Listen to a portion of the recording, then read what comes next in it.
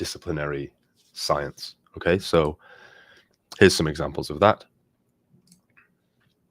And the example that we have picked to cover this, and more broadly, it's showing a kind of unified approach to data, is using this gravity map. Okay, so we're going to use the Wolfram data repository here and access this resource object, which is the GMM3 Mars gravity map. Okay, this stands for Goddard Mars Model 3. And yes, it's data that's been obtained that relates to the gravity field of Mars by a satellite. Okay, so we can go into this resource object, query it, and display its properties here.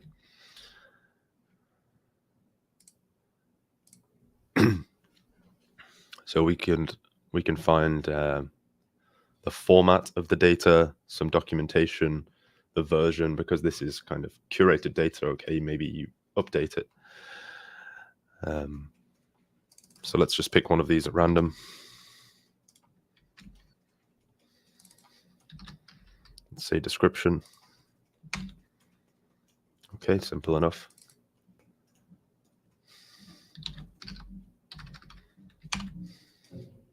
Okay, cool. Now, the data itself is image data. So we're going to use some basic image resize function on this resource data, specifying the size we want to display the image. So here's our first result, and this will show us some variation in the gravity of Mars. Okay, with some color function here being used to specify differences in this gravity, and obviously the spherical or somewhat spherical surface being mapped to this rectangular image here. Okay, then we've got the MOLA elevation map, which stands for Mars Orbiter Laser Altimeter. Okay, so this gives us a topographical look at Mars.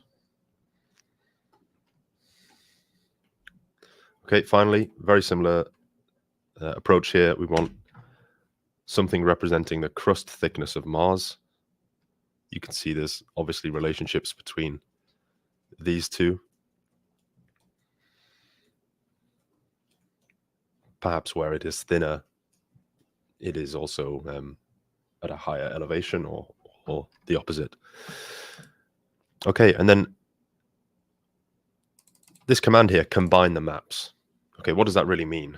You know, perhaps ordinarily you'd think of to combine two maps, you need to like go inside the data structure of each of these, do some operation, generate a whole new data structure, and then plot that on a map or an image. But what we can do is just subtract one from the other. So really we're taking the topographical data, subtracting the gravity map, and then getting a kind of composite image. Okay, we're essentially taking the pixel value at each point on the image, on this image, subtracting from that the pixel value at each point on this image.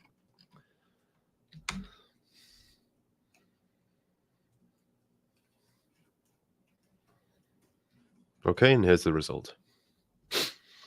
So whilst this is a kind of high-level look at an example of the unified computation we have here, when you've worked with Wolfram language functions enough, a process like this becomes akin to, you know, an operation like 10 minus 4. Okay, you're subtracting one number from another. And here we're subtracting pixel values at every point in a 2D matrix, which is an image, from the pixel value at every point of another 2D matrix. Okay, and it's this unified representation of data that you get with Wolfram language. Okay, functions are what we call agnostic. It doesn't necessarily matter the input to them. They still have this kind of abstracted operation that they perform on that input. Okay, and while we're on the topic of the Wolfram data repository, right, I feel like I should mention our new tabular feature. So if you've been following the Wolfram announcements recently, you will have heard that we've released version 14.2, which has brought along with it many, many new features. Some AI related, some astrophysics computation comes to mind, but one big piece of functionality is tabular. Okay, a more dedicated way to deal with rectangular data. Okay, we've always had scope for this in Wolfram language, but tabular refines this, makes it much quicker and easier for data scientists. Okay, so I've got the way to go about this is by way of an example from the same place where we got this Mars gravity map data. Okay, I'm just going to collect some resource objects. So I wanted to stay on the topic of physics. I've got some resource data here that is some data on radioactive isotopes and their half-lives. Okay, so there's a lot here. There's 1,175 entries. And as you can see, the structure of this data is tabular or rectangular. Okay, it's column oriented. We have 3 columns we're interested in. It's simple, right? This is kind of like something you'd see on Excel. Okay, so if you weren't a programmer necessarily, you can still interpret this. But this uses data set. This is not a tabular object. Okay, I could actually find out what is the head of this, and it's a data set. Okay, it has the data set head, which is a very useful Wolfram language function and expression that enables you to visualize data of arbitrary structure. Now, what do I mean by that? I've got another example here which shows where you would use data set. Okay, so it's another resource object, the 2016 atomic mass evaluation. So here we've got the masses, binding energies associated with various elements. Okay, and as you can see, this is a much more complicated structure. It's nested. Okay, underneath here, you're going to have like nested associations, that kind of thing. We can actually probe the structure of this a bit. Okay, so you've really got to know what you're doing to be able to work with this data. And that's why dataset is good, because we have an arbitrarily nested dataset here. All right, so for this, we will leave this to dataset. We'll stick with dataset. But this kind of data, let me just rename it. I want to show you how you'd convert this to tabular. Okay, so first we're going to look at the normal of data, which takes it from that data set to a list of associations. So as you can see, at every row of this data set, we have isotope goes to this, half-life goes to this, and log of the timescale goes to this. Okay, now, thankfully for us, tabular slots in nicely here because all it needs is a list of associations, and we can just use the function tabular on this list of associations, and we get a new object. We get a tabular object. Okay, so as you can see, it's slightly different. And again, checking the head of this, it's now a tabular object instead of a dataset object. Okay, so what I've done there is just take some data from the Wolfram data repository, get it into its normal form, convert it to a tabular object, and there we go. And as a data scientist, there are lots of benefits of this. So many operations are much quicker, more streamlined. There's knowledge of the type of your data, that kind of thing. So I won't spend too long on this because I'm sure you will be inundated with resources about tabular. In fact, we have a webinar series on it at the moment. But yes, it's worth getting used to if you haven't already. Okay, so I'm glad I mentioned that, but now we can move on to more physics examples. So here's an example that uses image processing. And the setup here is that we have nanoparticles suspended in a kind of substrate. All right.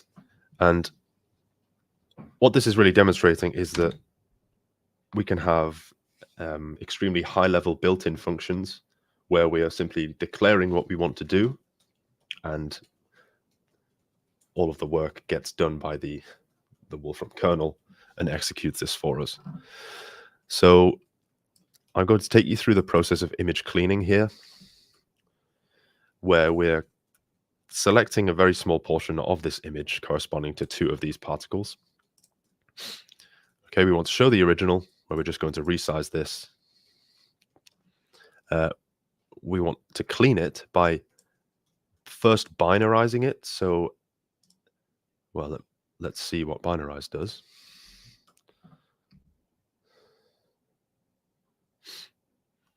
We can look at the documentation. If we carry out binarize on an image, it creates a binary image replacing all values above a globally determined threshold with 1 and others with 0. Okay, here's some examples.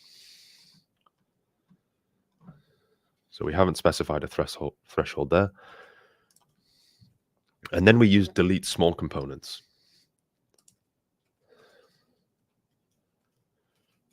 Okay, so it's replacing components with background, essentially things that obviously aren't particles of interest. We don't need them for our image cleaning process. Okay, the next one is a bit more involved. We do a distance transform.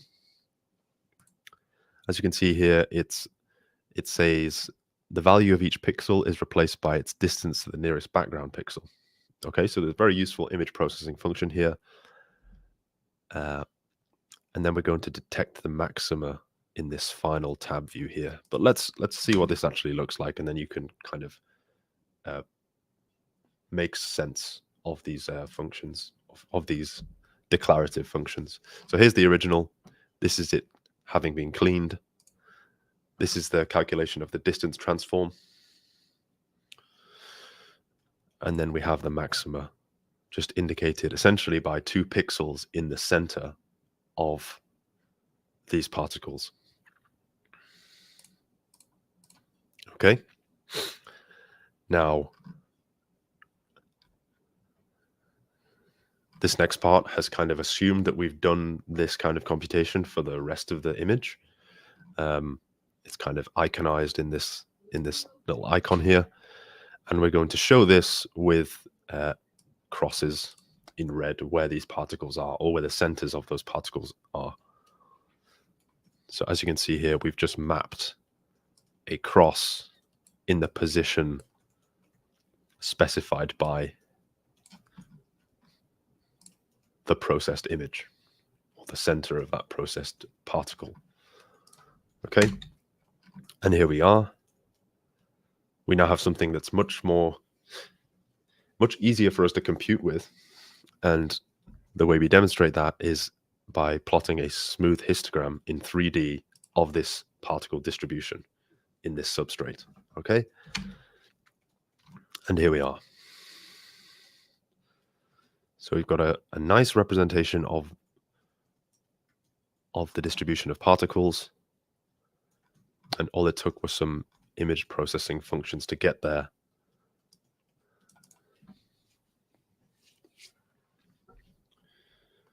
Okay.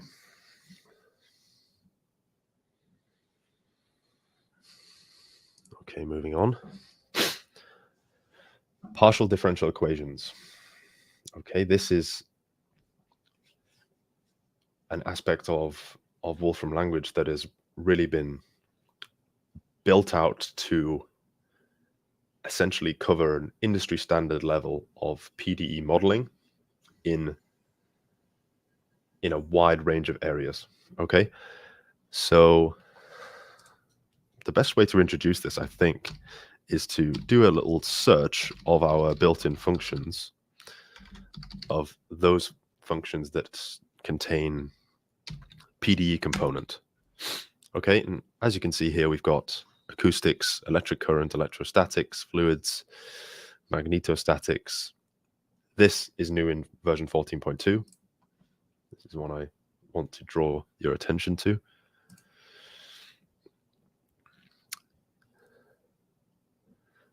And what these are, they're essentially functions that help you construct your PDEs. Okay, they replace the manual equations that you'd have to define to set up the system you want to solve. Okay, so this whole process has become much more streamlined. So maybe some of you watching have already had a bit of experience solving PDEs with like computationally. I have a very basic example here. If we just say we want to solve a differential equation of some ballistic problem where a ball is thrown at some angle. Okay, so here's our kind of initial conditions. We have an angle of launch, initial velocity, the equations of motion that are necessary. Okay, it's acting under gravity, and our initial conditions. Okay, and then we just need this. So I'm going to solve it using ND-solve.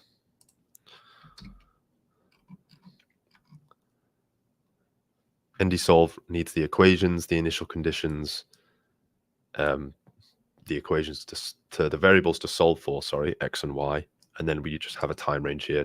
T goes from 0 to 10.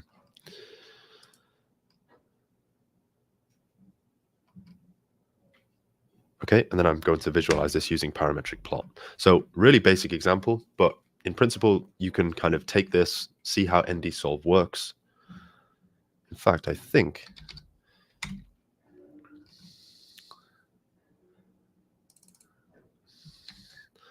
if I just actually show the output of sol, instead of taking the first part, we can see what it does. So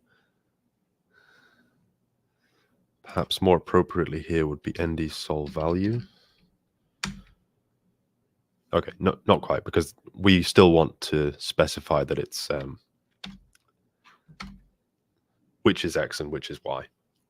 Okay, so we had to use the first part here, just to kind of take it from a list of lists to a list. Great. Okay, but let's get on with a slightly more comprehensive example, and we're going to be using solid mechanics PDE component for this. So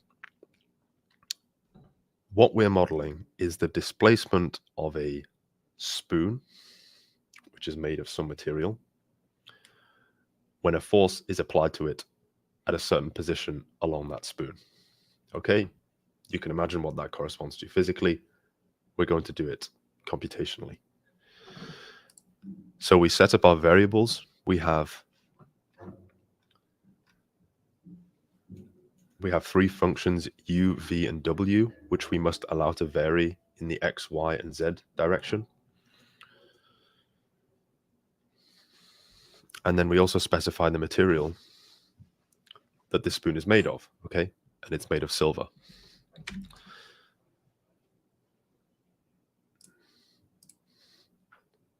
Now, hovering over this, you can see the Wolfram language expression for this silver, and it's actually an entity that is an element that is silver, okay? So entities are a really useful framework that we have, which allows you to kind of encode information inside things. So this entity actually has all of these properties that we can query. Okay, all of these properties of silver. Even properties that you might not think of, like scientific properties. So something like the price of silver, we can get that as well. Okay. So we're going to import a model that is our model of a spoon. This is in a kind of custom Wolfram format here, .wxf. And then here's the thing that does our solving. This is the beauty of it, is that we can do it in one line. So we're going to use nd solve value. These are our PDE terms. So we have solid mechanics PD component that uses the variables and the parameters. And this is set equal to some solid boundary load value, which is our force, when x is greater than or equal to 1/10.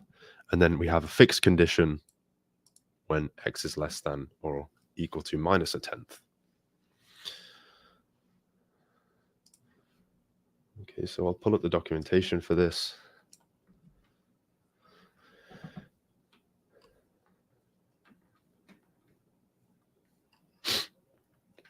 As you can see, it yields solid mechanics PDE terms with variables and parameters indicated. Okay, if you look at this documentation, there's some nice examples actually, but I'll finish our example first. Okay,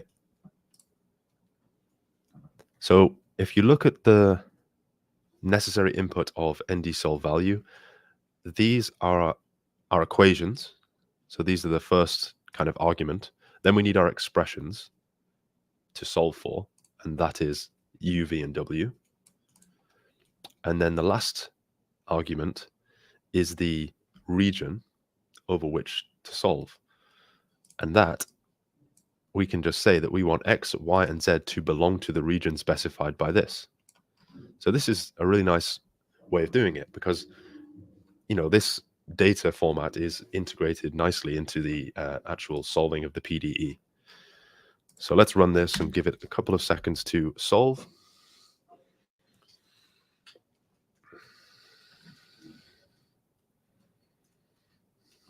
Let's see, it's still evaluating here.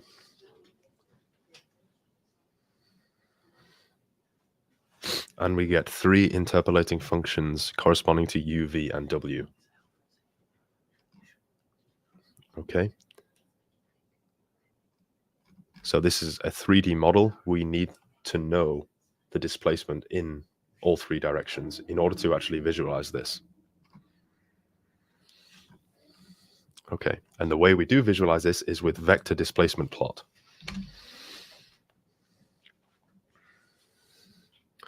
So I'm going to let this run. This just takes our 3 vectors and displays this kind of projected onto the actual spoon model, shows how it's displaced. So it's a really neat function.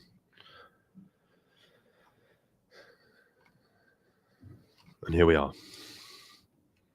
Okay, so we have the original and then the bent spoon, so to speak. Now, I was playing around with this earlier. I was trying to find kind of another metal we could do a kind of side-by-side with that would show way more displacement, like a bendier spoon. But I couldn't really find a good example. So if we have any like material scientists watching, then I'm open for recommendations.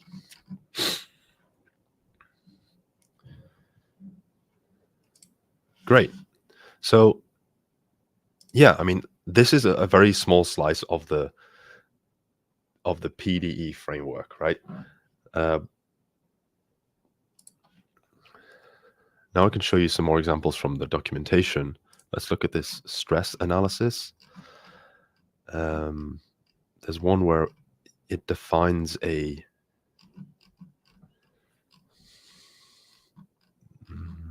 maybe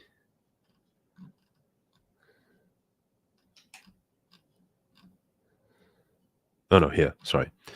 Yeah, it defines like a piece of rubber, actually, a hyperelastic material.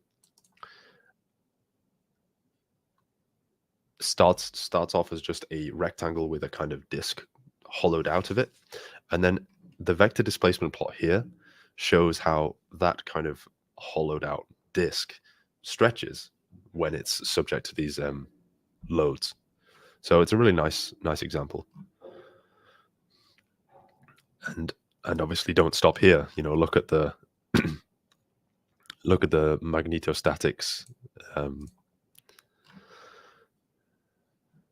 documentation as well. As you can see, new in version 14.2, just extending our support for these PDE frameworks. And while I'm on this topic, actually, I wanted to bring up a textbook that is well known if you're an undergraduate physicist, and that is Griffith's Introduction to Electrodynamics. Okay, this has been a classic undergraduate physics textbook for decades. And recently, I got myself a copy of the 5th version. Here it is. And what's really cool is that the 5th version has these problems in it that it actually specifies to be solved with Mathematica. Okay, so it actually gives you the code to start trying to solve some of these problems computationally. And for decades, these problems have only been compute by hand problems, right? So I guess you could say the textbooks are catching up with the times. You know, we're having computational problems. And what's great is that this author has recognized that Mathematica is the thing to use if you want to solve problems like that. And I imagine a 6th version being released of this that takes into account all of these kind of PDE modeling functions that are brand new. So yes, if you're interested, then you should check that one out.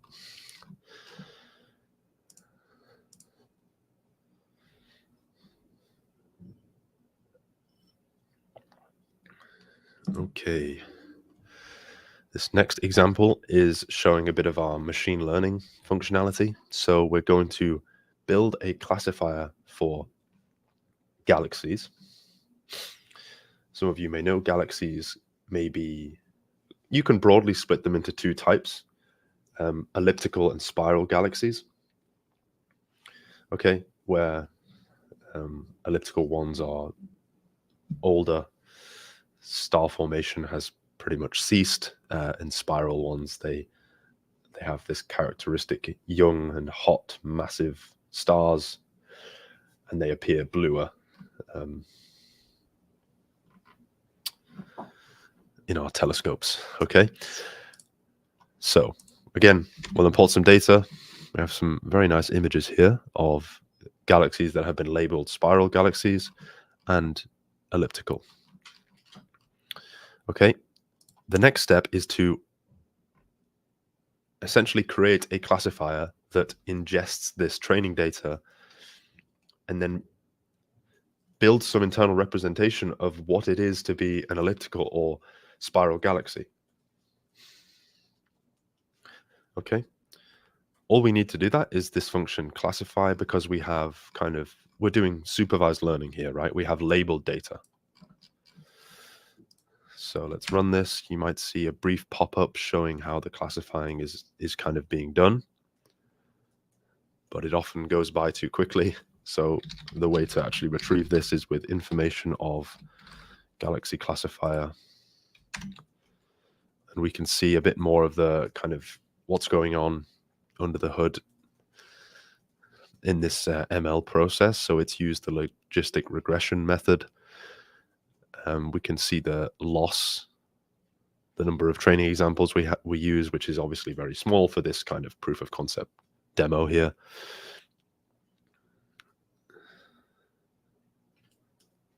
We have some measure of accuracy here, so maybe it's done some kind of internal validation of itself and how long it takes to do a single evaluation, that kind of thing. Okay, and now we can do the classic machine learning testing by showing the classifier to some data that it hasn't seen before. Okay, so we're going to map this classifier over some fresh images that it hasn't seen and see how well it does.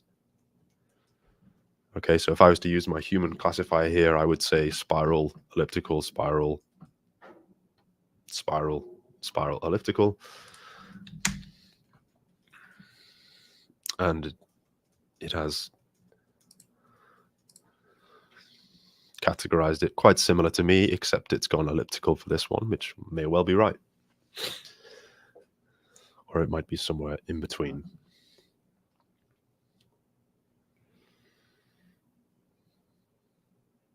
Cool.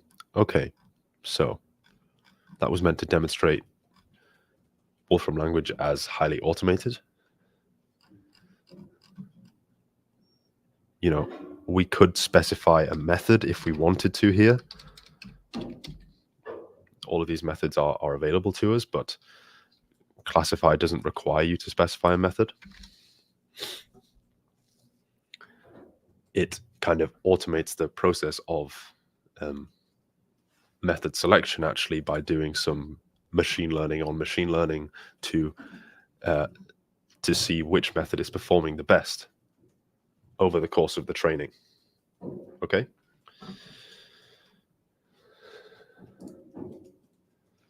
Okay, the next example we have is modeling the velocity of a rocket. So we have some data here. This is kind of set up like a physics problem, right? Where we've got an equation to solve an initial condition.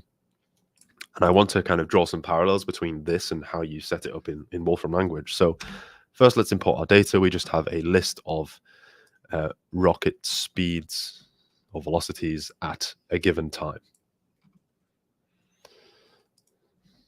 Okay, I know I do this later on, but I'm just going to list plot it because why not?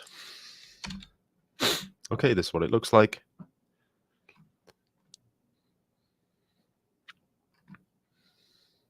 The goal is that we will have some solution v of t that is a fit to this curve. Okay, so we've actually supposed some input parameters here in order to solve this, because we need some values for VE and M naught. And this leaves only beta here as a kind of free parameter that we need to fit.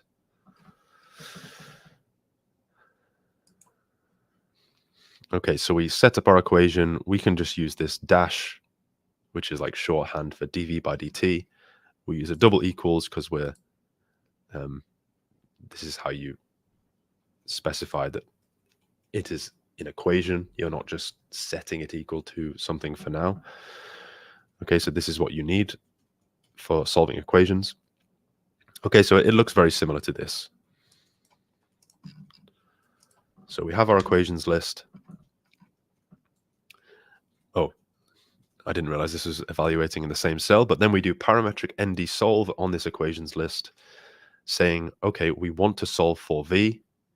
We're giving you a time domain of 0 to 60, and we're saying beta is our free parameter that we're allowing to vary, essentially, okay? So if you can see where we're going with this, we're ultimately going to fit this function v to our data and then get the optimal parameter of beta. Okay, the way we do this is with nonlinear model fit. So we have our v that is a function of beta and t.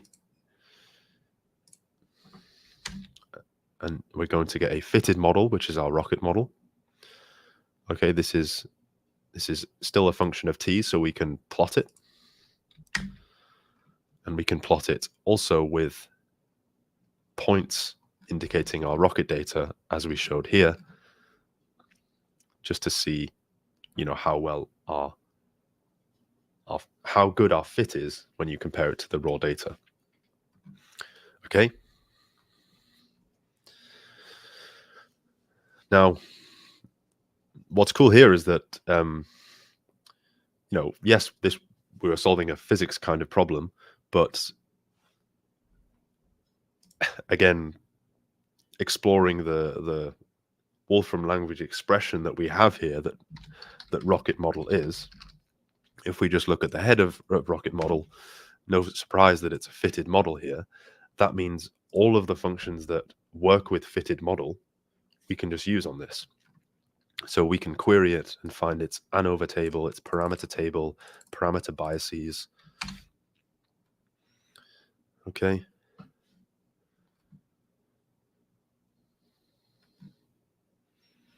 And then we can also find its residuals. So I can show this in 2 steps. These are its residuals. I suppose it's a bit more useful if we see these on a plot. And here we can see the residuals are kind of scattered around 0. There is no systematic error in there's no kind of systematic residual. So we can be quite confident in our model here. Okay. Nearly approaching the end of our examples here, but I particularly like this one, as while I was at university, we did make our own n-body simulations, actually in Fortran. And whilst it was quite a fun exercise to construct the n-body simulations and ultimately get them working, it was a lot of work. And what we have in Wolfram language is this function n-body simulation, which really is doing all the hard work for you and leaving more, well, freeing up your time to actually gain some insights from your n-body simulation instead of constructing it. Okay. Yes, I agree there are skills to be learned in both, but I suppose we're prioritizing the kind of insights as opposed to the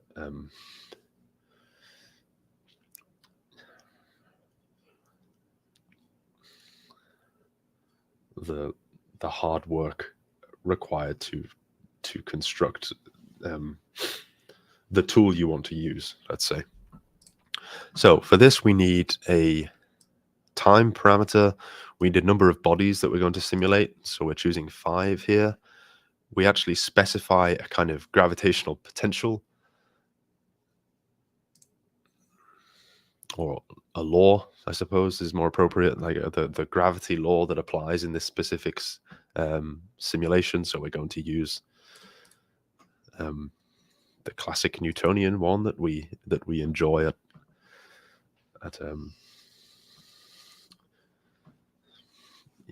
large enough scales in the universe.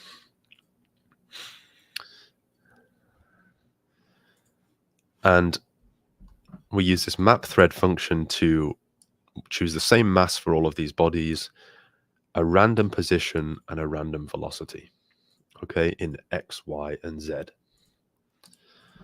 Okay, and let's run this. We have an expression that is n-body simulation data, and we can use parametric plot 3D, something that we've used, well, the 2D version of in the previous example, with a spherical region to actually show these trajectories. So there we go. Quite a eventful n-body simulation here. And if we want a different one, it's as simple as running this again, because these random reals are being reevaluated. So here we have a different parametric plot. So sometimes you get some real interesting results here. Okay, so here the green body has kind of been ejected from the system. It's fun to think that I'm essentially carrying out n-body simulation experiments in 3 seconds. Yes, obviously I'm not doing anything too scientific with them, but this is just a webinar to show how you would do this. There's some interesting interaction here with the yellow and purple bodies before they're both ejected. Okay, and if we wanted to, instead of just seeing the end product after the max time, we can manipulate this and let the thing that varies be a kind of point which shows the instantaneous position of each of the bodies. Okay, well, and then we can just use this slider and watch the drama unfold.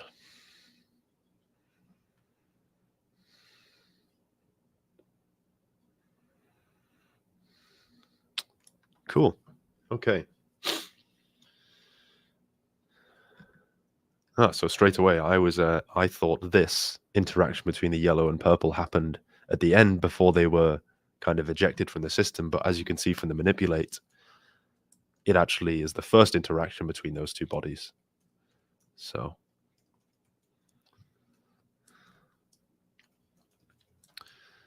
yeah, this interactive kind of use case is giving us a whole new insight. Great. Okay. So we are coming up to the end of the physics examples,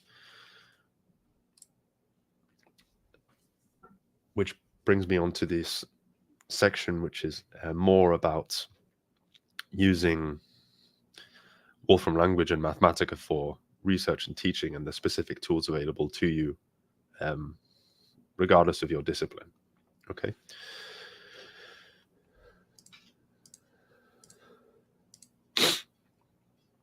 So I want to make it clear to everyone that I have been using a notebook this whole time. So the flagship product of Wolfram, which is Mathematica,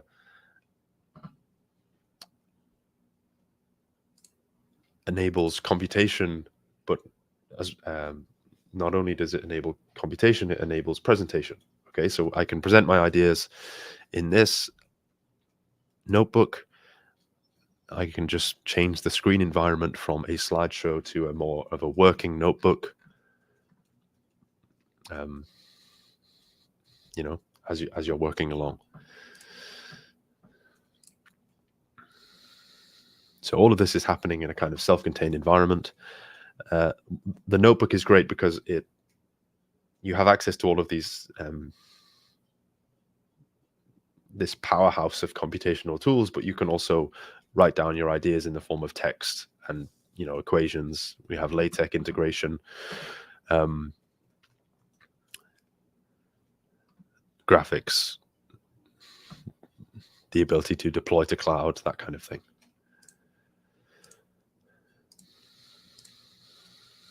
Okay, you can embed lectures in the notebook, and we're coming out with more kind of support for audio and video all the time. If you look at the latest releases, there are plenty of books and course materials that that use Mathematica that sometimes release notebooks alongside it. I've already mentioned the Griffith's textbook that has computational problems that you're not required to solve in Mathematica, but it's certainly recommended.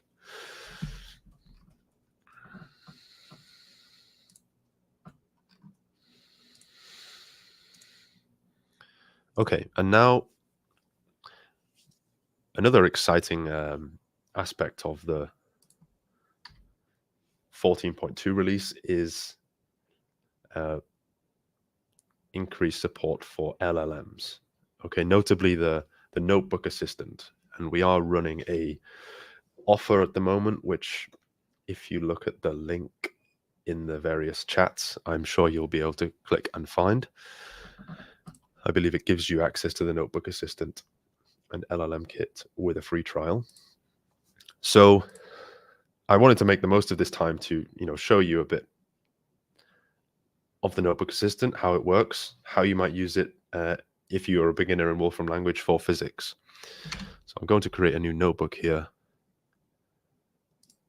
It's chat enabled, so we have a chat cell, which is great, but we've had this since version 13.3, I believe. What 14.2 gives us is a kind of separate tab where we ask the notebook assistant questions. Okay, so obviously I've had quite a bit of experience with the notebook assistant by now. So I have a couple questions I want to ask. So perhaps you're concerned about some space weather and we ask the notebook assistant to find the most recent daily sunspot number.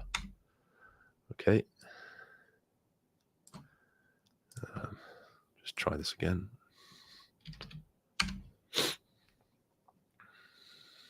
So let's see what it comes out with here.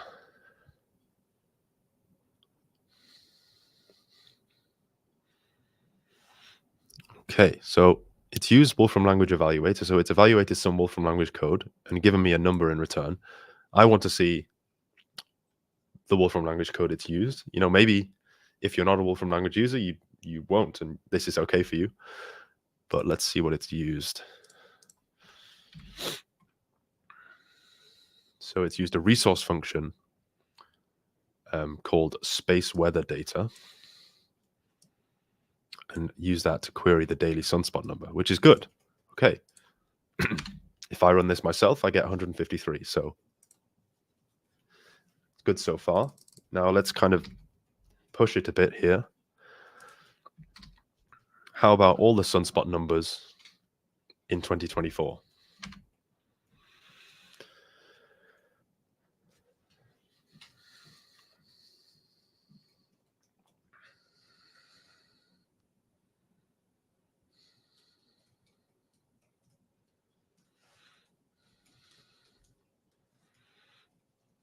Okay, again, I've got some Wolfram language code I could evaluate, and it is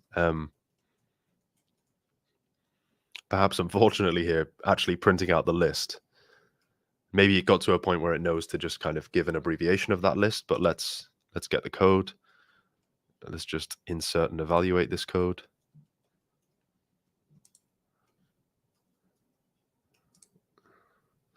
Okay. So what's cool here is that we have a time series. We have a time series of sunspot number in the entirety of 2024. And, you know, I know what to do with this because I know how to program with Wolfram language. If you didn't, maybe you'd say, okay, I'd like you to plot this, but I'm just going to plot it myself. And here we are. What's good about the notebook assistant is that it won't be as lazy as I am, and it will label the axes and make it look nice and all those things. But I think that's an example of it doing a pretty good job. Okay, let's do something else. So I can start a new chat here. How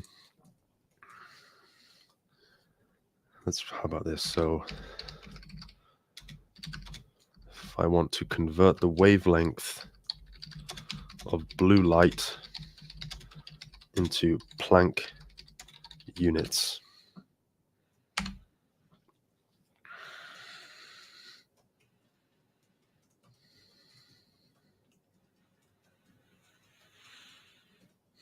Again, it's called upon a resource function in the Wolfram function repository in order to do this computation. Okay. This is one of those where I don't even feel that it's necessary to copy and paste the code in, because we can just look at what it's got here. And this is an interesting example for me because, okay, I studied physics. I know the approximate wavelength of blue light. It's interesting to see that the LLM knows it here. And it's actually used its LLM knowledge to get this instead of its kind of access to Wolfram tools. So it's an interesting question of, like, you know, where the LLM is good and where Wolfram tools are good, because, you know, I have no doubt if we just open a Wolfram alpha cell here and then say wavelength of blue light,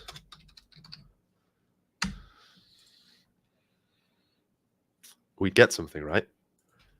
But obviously the LLM has been able to, well, its training data has been good enough such that it knows that blue light generally has wavelength of 450 to 495 nanometers.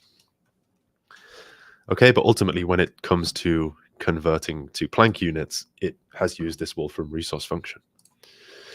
And we have around 2.94 times 10 to the 28 Planck lengths. So yeah, what this does is converts something into Planck times, Planck lengths, Planck masses. I think you can have a Planck mass. I want to test it a bit here. So how about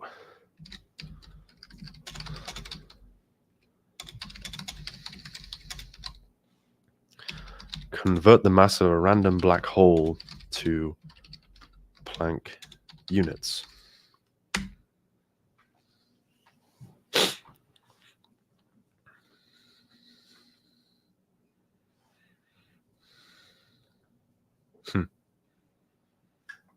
Okay, so again here, it's, in my view, it's kind of chickened out a bit here and just said, let's assume a black hole that has the same mass of the sun.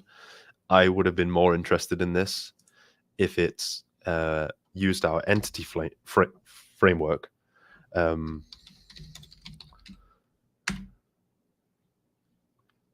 then extracted a random entity that correspond to some black hole. Okay, so let's see.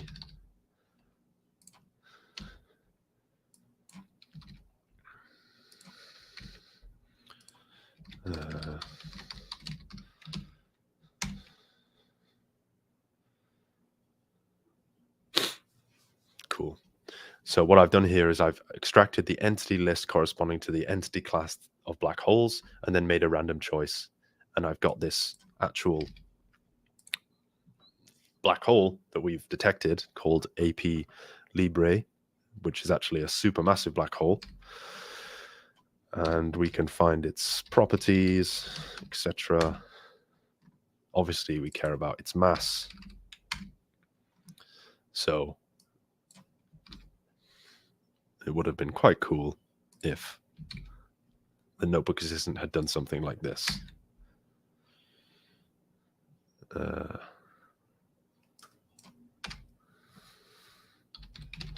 Let me just define it as a variable first.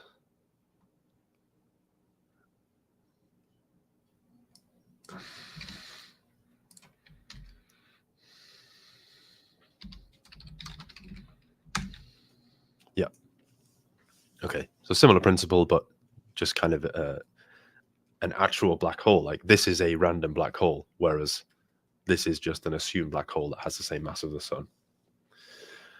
Well, that was certainly fun to trial the notebook assistant live. I always like it when I get the opportunity to do this, especially for new areas.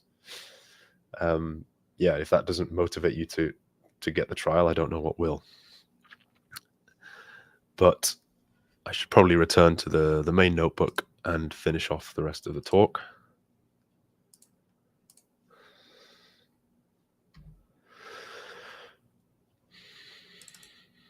These LLM functions are useful as well if you want to interact with LLMs a bit more programmatically.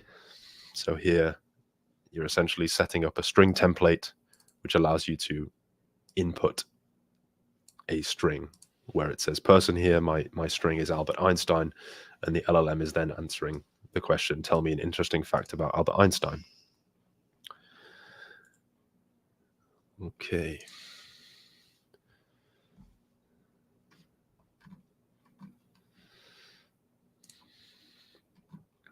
Okay, so Wolfram demonstrations. This is let's call it a compendium of examples that have been submitted by users of Mathematica over the years, and they always correspond to some interactive example of some phenomenon. Okay, it could be financial, sociological, you name it, rheological, if you're looking at cellular automata, that kind of thing. But here's a physics one. So it's potential and electric field lines around two parallel infinite line charges. You can see we kind of have a similar tab view to before, where we have three views here. We can change how far they are apart. We can change the magnitude of these infinite line charges and see the effect on the field lines and potential, that kind of thing. And the source for this is given here. So I've just gone to this demonstration. I've actually copied the code to this demonstration, so it's all hidden behind here. But recently I found out that you can do something slightly smarter than this. So this is a second Wolfram demonstration. And you can actually get these with resource data if you know the name. So this is a demonstration of the Bohm trajectories for a coupled two-dimensional harmonic oscillator. And yeah, we don't actually need to copy the code here because this is itself a self-contained manipulate object, okay, that all of these definitions are kind of stored and we have the freedom to vary them.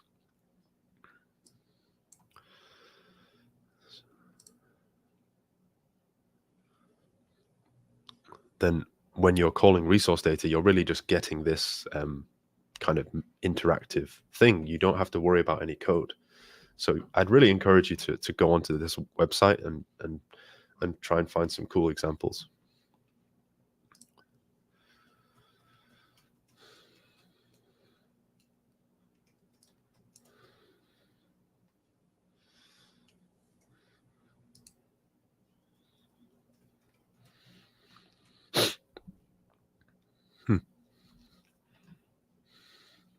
You may have to wait a second or two for the kind of interactive elements to load, but in general, these are really impressive.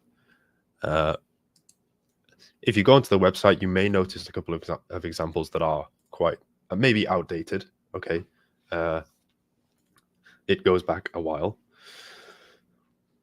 I think that's it's an opportunity to update them yourself. That's quite a cool idea, using new built-in Wolfram functionality.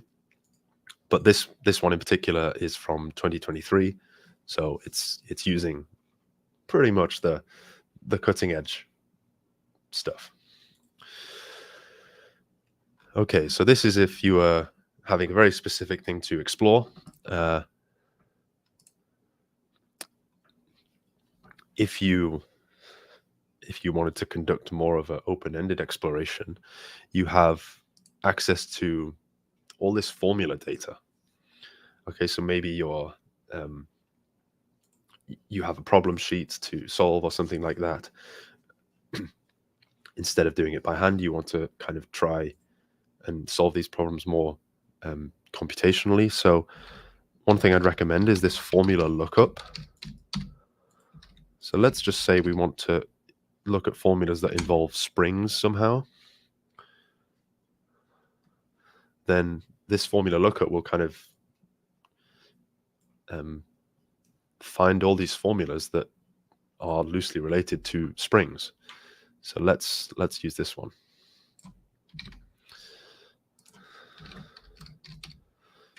Formula data. Once I've used formula lookup, I use formula data. And there we go. I've got the formula for a damped and driven spring harmonic oscillator. Okay. You can also query a bunch of things here, like the quantity variable names. Okay. Quantity variable dimensions, I think. Yep. So really useful. And if you actually want to go about solving these, then you can. It's just a matter of giving a list of parameter symbol goes to their parameter value.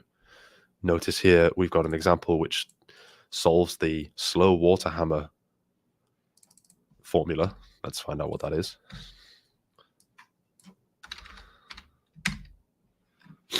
Okay, so it needs a pressure, a length, speed, time. It seems like we've got some kind of coefficient here. Okay, and we just need to specify that the delta P is 20 atmospheres. And the way you get 20 atmospheres, you need to use this function quantity, type in the magnitude of that quantity, and then the units comes up in a kind of drop down here. So it could be anything, but as I start to type, atmospheres comes up, and then it's a kind of nicely formatted quantity. Okay, let's see it. Okay. Well, not really that special, because we need to provide more terms to actually solve this equation. So let's just do that while we're here.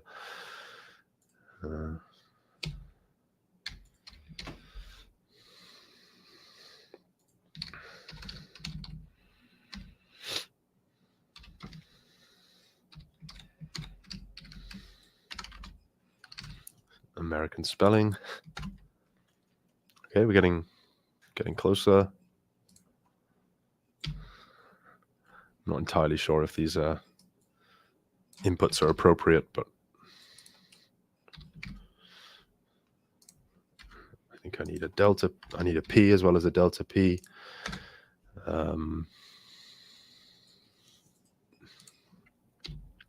Let's say we have a time of 1 second.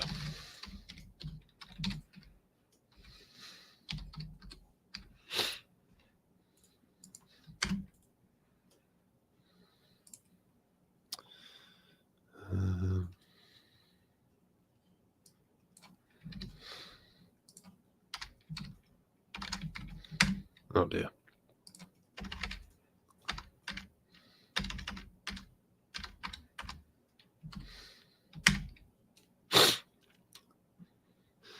So let me just check something here. So I think sometimes you have to be quite careful with how you specify the parameters.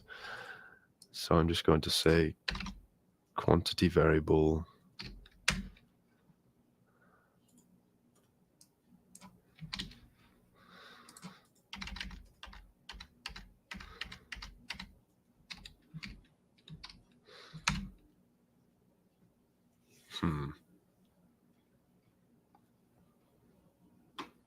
Okay, I'm not quite sure what's going on here, but let's instead say we wanted to solve for p by specifying a v that we actually have to give as meters over seconds. And then we actually have a solution. Okay, which is nice because we get the solution in the form of an equation in the actual units here in pounds force per inch squared. And perhaps you want to use something like unit convert to get this into some more useful units to you. Okay. Now, that obviously requires a bit of Wolfram language acumen. So these examples are showing how you'd input them directly into Wolfram Alpha. And you have access to Wolfram Alpha from the notebook, which is quite nice. You open a new cell and you just press equals for a short Wolfram Alpha input. And then you press equals equals if you want a long Wolfram Alpha input. So yeah, I'll let you have a look at these examples if you like. I think if you have the notebook assistant, this kind of thing maybe isn't as useful to you, but you know, Wolfram Alpha is still a really powerful tool. And as I kind of see more and more people relying on LLMs for things like integrals, like, you know, yes, maybe it can do a lot of integrals, but I would probably rely on more established tools that are built for the specific purpose of solving integrals and doing symbolic algebra, symbolic computation like Wolfram Alpha for now. Okay.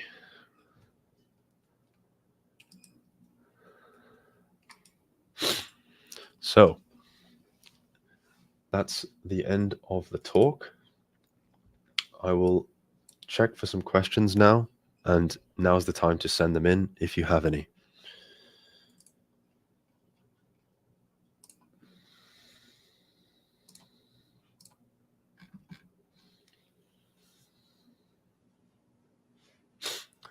Okay.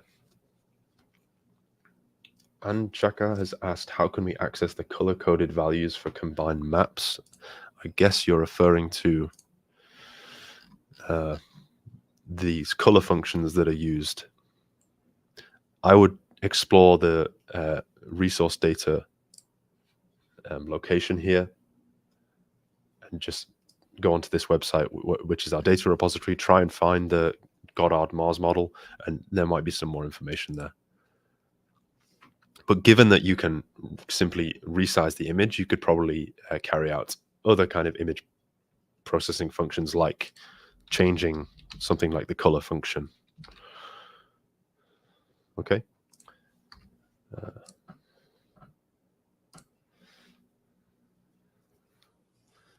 Pavel has asked, how can I use Mathematica to study seismic waves in the Earth? Great question. I would probably point you towards our documentation center, where what you want there is a earth science specific example of Mathematica being used in practice, right? So you might find what you're looking for in the geographic, maybe more in the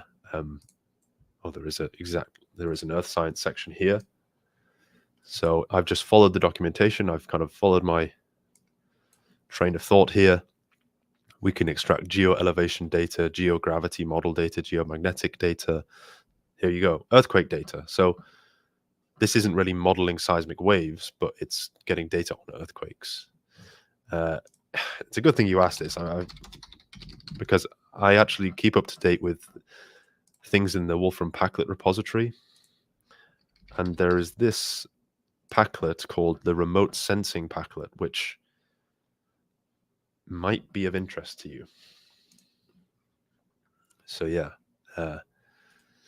Packlets is a story for another day, but check this out and see how you can go about using this in your Wolfram language.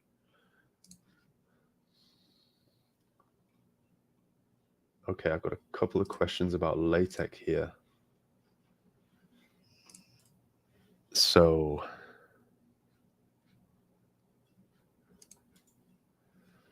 let me go to a kind of fresh notebook here. Let's say I want to write some LaTeX code.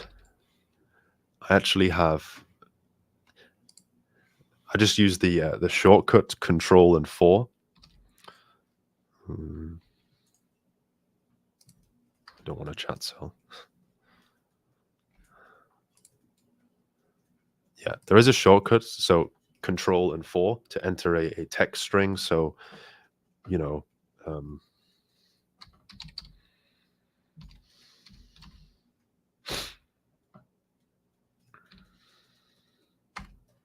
something like this. You can also explicitly go into insert, and then it will come up with inline tech input. And it will open the same thing. Beyond that, I'm not entirely sure. There may be some more custom things you can install. Yes, I would look around and maybe ask on, well, see if there's been anything on the Mathematica Stack Exchange or Wolfram Community about this.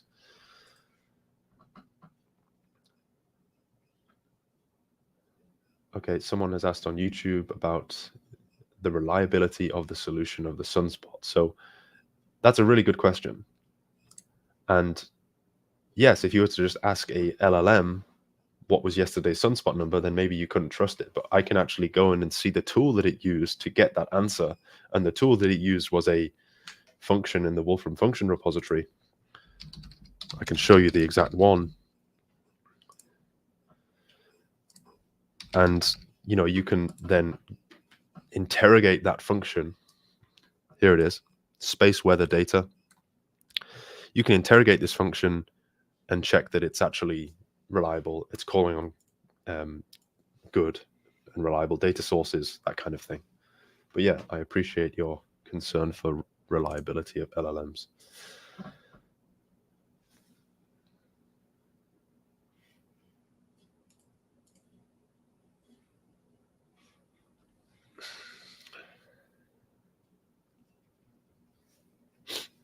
Okay, Akram has asked, what is the difference between Notebook Assistant and the Wolfram tab in ChatGPT?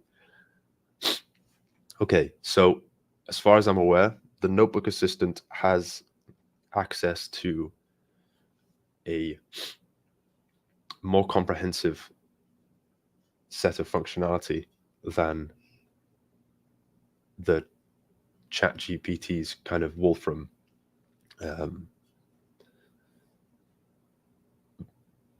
like assistant type thing. So, for example, the function repository, and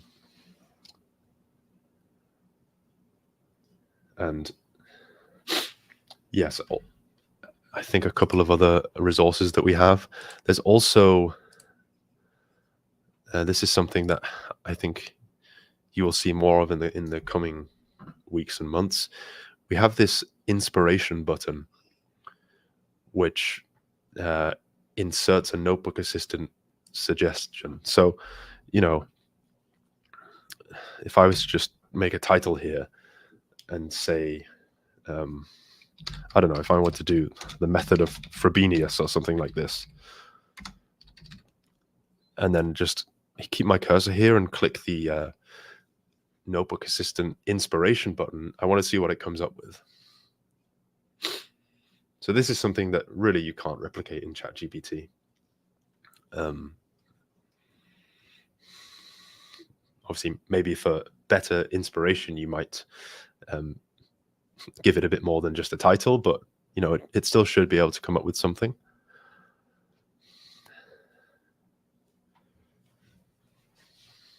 Okay, here we go.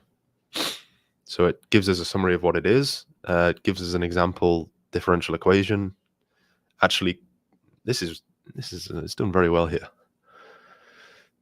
Called upon a resource function that actually solves by the method of Frobenius,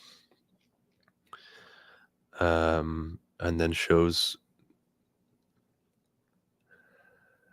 shows that with a bit more detail by including a option. So yeah, if you just click on this is then inserted into your notebook, and then you're free to kind of evaluate the cells. And this is a nice kind of full circle thing where it's used some LaTeX integration here. So yeah, if you weren't already aware of this, hopefully that was a nice introduction for you. And yeah, thanks for your question, Akram.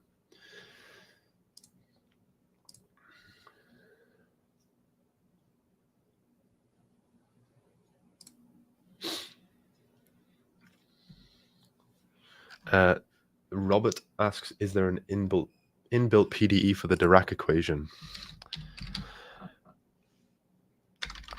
I don't think so. So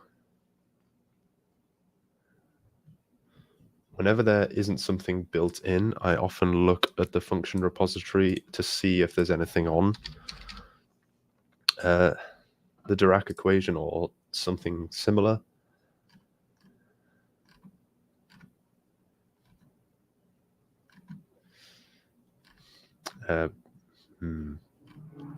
Yes, maybe this is another one to ask some questions of Wolfram Community, see if anyone is doing some quantum computations using the Dirac equation with Wolfram language. I'm sure there are.